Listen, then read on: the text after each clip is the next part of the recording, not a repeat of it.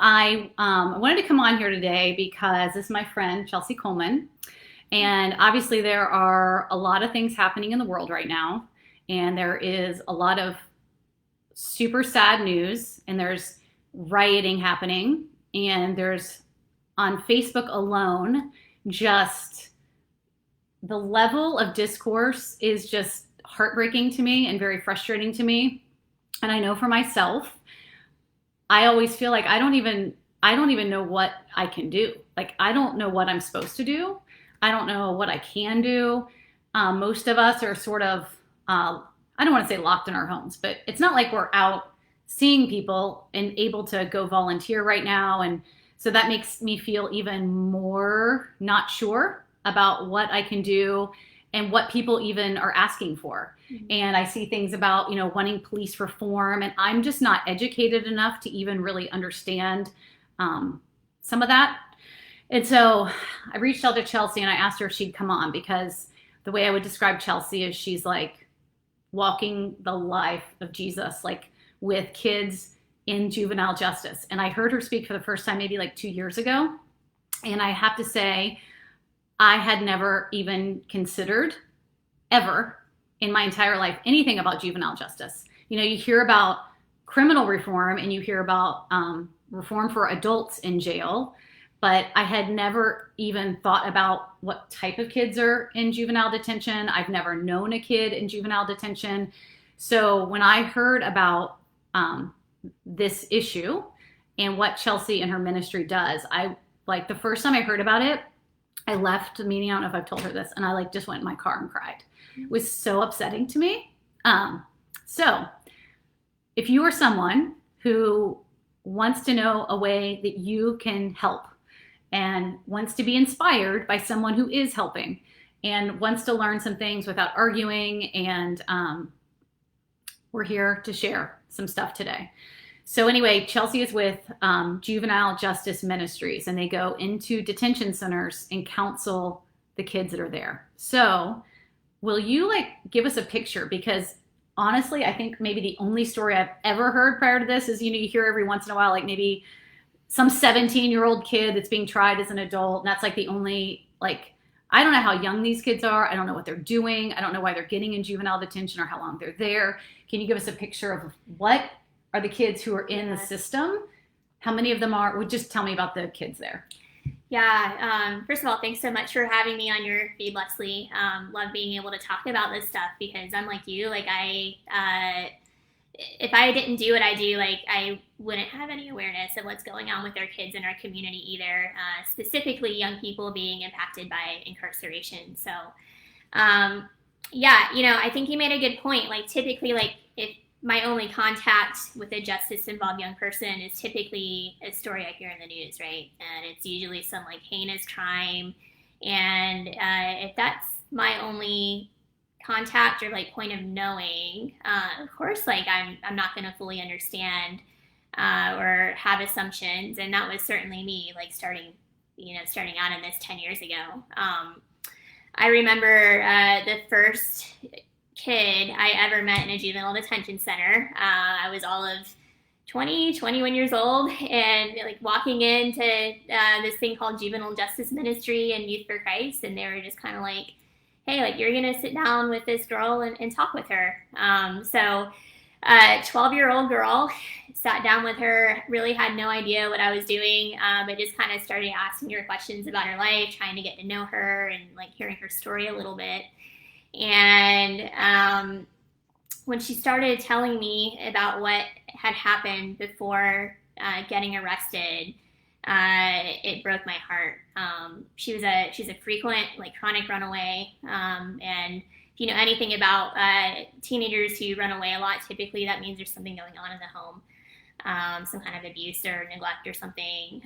And then she started telling me about all the parties she was going to, and getting drunk and high, her relationships with older men, and a decade ago, sex trafficking, human trafficking, we didn't really have that language yet. And so when I thought of something like that happening, my perception is oh, that happens overseas somewhere. And so what I didn't realize at the time was like these were all red flags for sex trafficking. And so like I think, you know, like what was I doing at 12 years old? Like I was playing Pokemon and reading Harry Potter, right? That the fact that this is something that's going on like right in my own backyard, I was shocked. And I remember leaving the facility that night going, oh my gosh, like the whole world needs to know about this. Like the community needs to know about like what's happening to our own children. And so I think when we start to look at the trauma that our young people face, when we start to look at all the economic disparities, and we start to understand like, wow, like these kids are just kids that never got the chance to be kids. So. Okay. So the whole sex trafficking thing is really disturbing. And I think you had posted something the other day that a huge percentage of sex trafficked kids are kids that are in the system. Is that right? Yes. So 67% of kids who are found in commercial sexual exploitation have also had contact with the juvenile justice system. Yeah. Yeah. So because I'm imagining, and you just mentioned a 12-year-old, I'm imagining that it's like, you know, 16, 17, 18-year-olds, like what is the breadth of the ages and what are the crimes that they're in there for? Yeah. So, and that was like another assumption that I had, like, you know, I thought, you know, we're talking about like 16, 17-year-old kids, but when you walk in and you see a 10-year-old or an 8-year-old or a 9-year-old, you're like, why are you here? So it's really heartbreaking. Like what, for like a 10-year-old, like what has to happen in the life of a 10-year-old that you would be incarcerated?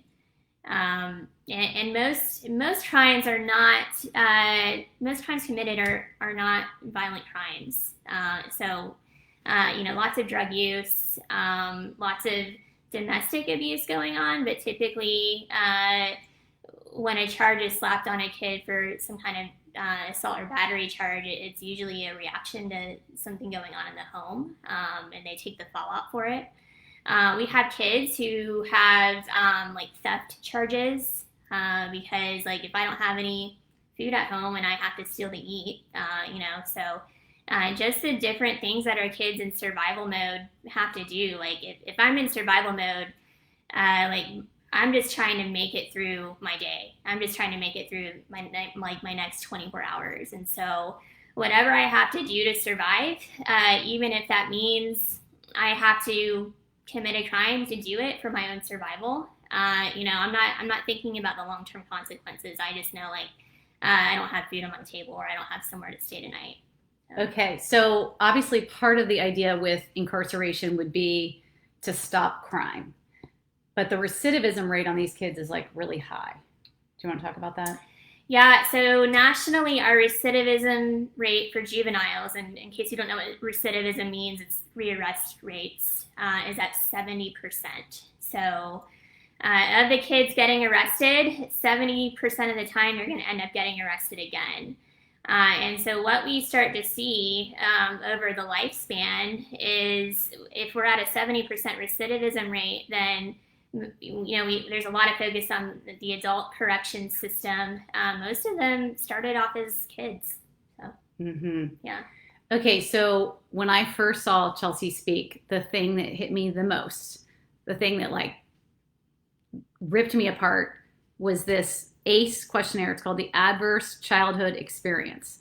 And I'm going to try to read some of these. I don't know if I can read all 10 to you. And if you're watching this and you have kids around, please hit pause and listen later or put your headphones on.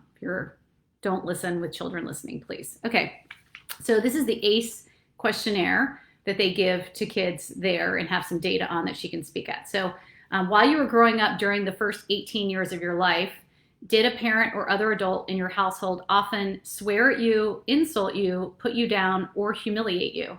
Or act in a way that made you afraid that you might be physically hurt? If yes, answer 1. Did a parent or other adult in the household often push, grab, slap, or throw something at you? Or ever hit you so hard that you had marks or were injured? Did an adult or person at least 5 years older than you ever touch or fondle you or touch your body in a sexual way?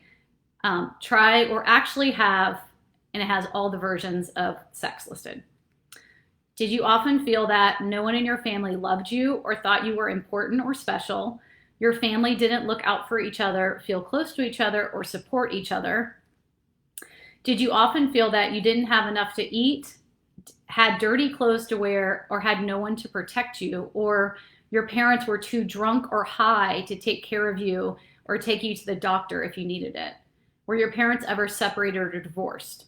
Was your mother or stepmother often pushed, grabbed, slapped, or had something thrown at her? Sometimes or often kicked, bitten, hit with a fist, or hit with something hard? Ever repeatedly hit at least, or sorry, this is such a hard list to read. Ever repeatedly hit over at least a few minutes or threatened with a gun or a knife? That was number 7. Number 8, did you live with anyone who was a problem drinker or alcoholic or ever used street drugs? Number 9, was your household member depressed or mentally ill, or did a household member attempt suicide? Number 10, did a household member go to prison? Okay. I'll take a picture and just post this in the comments. It's so disturbing. You can look at the list. So when I read that, I was like, oh my gosh, like people have these, like more than one of these. And so do you want to talk about like the kids? Yeah. So, statistically, 99% of our kids in the system have what we call an adverse childhood experience. The majority of them have experienced 6 or more of those. And so there's some data out there that shows that our kids also have the same rates of PTSD as war veterans as well. And so like when I think about like trauma, like when I think about a war in a country that's really been impacted by war, and I think about the children that have been impacted by war, typically as a society we go, wow, like that's awful that happened to them. Like how can we come alongside and help? I think where the missing link is we don't often think along these terms. I know I haven't always, and which is, like what happens when that war is in our own backyards? What happens when that war is in our own homes? Is our response going to be, well, just make better choices? Or is it going to be, no, like we have to come alongside and help because what's happening to you is inhumane. And so when we take a look at the ACE score, if you've experienced 6 or more of those, there's a lot of data out there that shows the impact of that health-wise, mental health-wise, like addiction rates go up, but in general, your life expectancy is going to automatically decrease by 20 years if you have 6 or more of those, just because of all the complications going on with that. And I think when I saw this, like, first of all, this list is so disturbing to me, but that's where it really hit me that these kids are victims, and they obviously have mental health issues and emotional issues and spiritual issues. How could you not have those kinds of problems when you're living like this? Like, what is the phrase? There by the grace of God go I, that I grew up in a loving home where my parents like had food and loved me. Like, this is crazy. So you can see why they're having recidivism. I'm guessing in some cases they actually feel safer in juvenile detention than they do at home. Okay, so I want to stop talking about bad news because this is just so depressing. So what do you guys do? Because your recidivism rate is significantly lower where you guys work. And you're obviously going in and doing something that's different, because if you're traumatized, like, we need to deal with the trauma. Right. Yeah, so I think the unique factor about Youth for Christ and our juvenile justice ministry is that we care about social solutions. Like, obviously there's a lot of like policy changes that need to happen structurally in different things, and we're not an end-all solution. But I think sometimes we can put like an issue that is really complicated into like different boxes and like different solutions, when really like faith and spirituality needs to be integrated into all of that. And so so you hear about the adult prison system and how, you might hear about a chaplain or somebody like in the prison. In most states, not every state, but most states, the juvenile justice system doesn't hire paid chaplains. And so that is a gap that Youth for Christ has filled for the last 40, 45 years or so. We're in around 200 juvenile corrections facilities across the United States, including here in Jacksonville. So and then also too, like we want, like as chaplains, like we want to take a holistic approach in like the way we do ministry. So really meeting these trauma needs is really, really important to us. Everything that we do is what we call trauma informed or healing center. And so we train all of our chaplains and mentors to do that. And so like my role as a chaplain is to really empower the local community to get involved. And so what we do is we meet youth in juvenile detention. So it could be we go in and we run a life skills group or a chapel service or a Bible study or cooking classes or recovery groups or like whatever that facility says like, hey, like this is a need for our kids. But the program is not really our focal point or our focus. The whole point is to start to build relationships with our young people and sustain those relationships when they leave the facility and walk with them in what we call trauma-informed or one-on-one authentic Christ-sharing relationships. And so, like, again, like my role is to empower the community to do that. And so, like, last year in Jacksonville, we had around 1,100 kids admitted into our local juvenile detention center here. If it's just Chelsie versus 1,100 kids, not a lot's going to get done, right? And so recruiting people from faith communities all over the city to really get involved and not only get involved, but stick it out and stick around when things get hard. And so I'm considered a chaplain. We also are in process of hiring on another chaplain to really focus in on the aftercare piece when a kid leaves the facility as well. And so really building a pipeline of like those holistic needs. And so when we sit down with the kid and we say like, hey, like, what do you need to be successful? Like, do you need to get your GED? Do you need to get a job? Like, do you need housing? Like, do you need to get into counseling? Let's remove all of those barriers and set you up to be successful, but also too, how does God, transform you in that as well? And like, we don't pressure kids to believe one way or another about faith, but we also want to, provide opportunities for that as well. And so I think that is what is different with us. Like, we're not a United Way organization. This is more along the lines of like, hey, like, how is the story of Jesus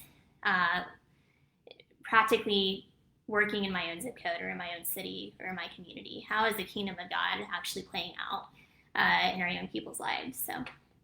So if I wanted to volunteer, I would commit maybe an hour a week, or it's probably more than that. And I'm committing when I meet Sally and I connect with Sally and she gets out, I'm maybe visiting Sally at her home because Sally maybe is in an abusive situation or in a bad neighborhood. There might be violence where she lives. And then if Sally goes back, I'm kind of sticking with Sally. Is that how it works? But I'm still going in maybe once a week. If you want to volunteer, and does this apply to all the locations? So I'm sure people listening are not just in Jacksonville. So if you're in Seattle or something and you are like thinking, wow, I would really love to do that. What's the commitment there? Yeah, so it might be structured, differently depending on what community you're in, and also recognizing like, hey, like volunteering, like that is a time commitment, and so like my big thing is like I don't want to burn people out either, and so kind of what we do is we have a team of volunteers or mentors that focus on the facility, and then we might have one or two or three of those mentors in the facility help with transition or do a warm handoff to like a mentor who can really follow them for the long term, like in a sustainable way. And so, so we have needs for people coming in and running a life skills group, or maybe just meeting with kids one-on-one in a facility, like a chaplaincy appointment. Maybe it's just playing Uno with them, like whatever that looks like to build relationships. And then we also have needs in the reentry side too, with really mentoring kids, which is a little bit more of a commitment because it's more life on life. And so that can look like maybe I'm just hanging out with that kid organically, like we're doing something together. Maybe I need to meet with their school administrators or probation officer or whatever that is. I also recognize too, like putting all these needs out there, that can kind of sound scary for someone who maybe hasn't done this before, and just want to say like that's another reason why we exist, is to provide all that training and walk with you in doing that. So okay, so whenever I'm considering doing volunteer work or giving money to a cause or really anything like that, like to me it's an investment. It's an investment of my either time or treasure, and so I want to know that that investment is going to have a good result. So can you talk about, so we said 70% nationwide is the normal recidivism rate. Okay, the kids that go through this program, what is their recidivism rate? Yeah, so with our mentoring program, so like kids who have been involved with our mentoring program for a year or more, we start to see that recidivism rate drop to 30%. So a 40% drop, so more than half drop. Yes. Okay, which is amazing, because when you just think about that one statistic, like if those are the people that mostly end up in prison, right? Mm-hmm. And then like more than half of them now are going to go on to have a meaningful, productive life. That's now reduced prison system. Drastically, yeah. It's drastically changed an entire city, an entire society. It like changes everything, really. I mean, that's like amazing, amazing. Okay, so many people can't, they work, they have kids, they can't volunteer. I know you're raising money here in Jacksonville for another chaplain, is that right? Yes. Okay, so I don't know what you want to say about that. We can post the link if anybody wants to donate to that. Are you asking for like a one-time donation? Are you preferring monthly partners? How does that work? Yeah, great question. I would say it's both and. We call ourselves chaplains, but really we're missionaries. So just like if we were raising money to go overseas somewhere, we have to raise our funding here too, not just for salary, but also all the costs it takes to go into the ministry and the programming as well. And so, to really be able to do the ministry in an effective way, we need to be able to fund 3 chaplains at least to get started here. So, and we're newer to the Jacksonville community too, just a disclaimer there. But so I'm one of those chaplains, and I mentioned we're hiring on a chaplain for the aftercare piece. We also want to hire on another chaplain to really focus in on more of our facilities as well. And so, so monthly partnerships, really, really important. That's kind of the bread and butter, whether it's $25 a month or, $200 a month or like whatever that looks like.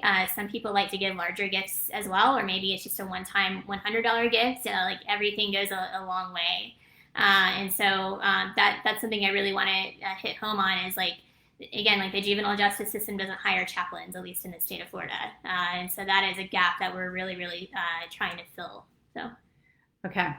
All right. So if they are not in Jacksonville, but they're intrigued by this organization, what's the website to learn more?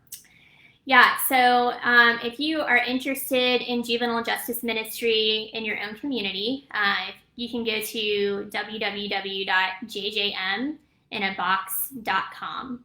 JJM in a box? Yes. I know. They didn't make that one easy. jjminabox.com. You can jjminabox.com. Yes. Okay, that's there used to be literal boxes where we would like if somebody wanted to start JJM in their community, it was like a toolkit to hand them. So that's where that idea came from. Okay. I don't know if that's translating so well into the current world. Probably not. Yeah. Okay, and I'll post the link for if people want to give to you. And then Chelsea's already tagged in this, so if you want to ask more questions, feel free to ask in the comments, or you can send her a private message. I don't think comments are on, so if you're asking anything right this second, we can't answer. I don't know why they're not on, but Chelsie will be on here to answer questions later. Is there anything we missed that you think is like significantly important? I mean, there's so much to this. I think we did a great job of hitting the highlights at least. We did do a great job. I do actually, one other thing. So just real quick, the cost to incarcerate a juvenile in Florida is how much now per year?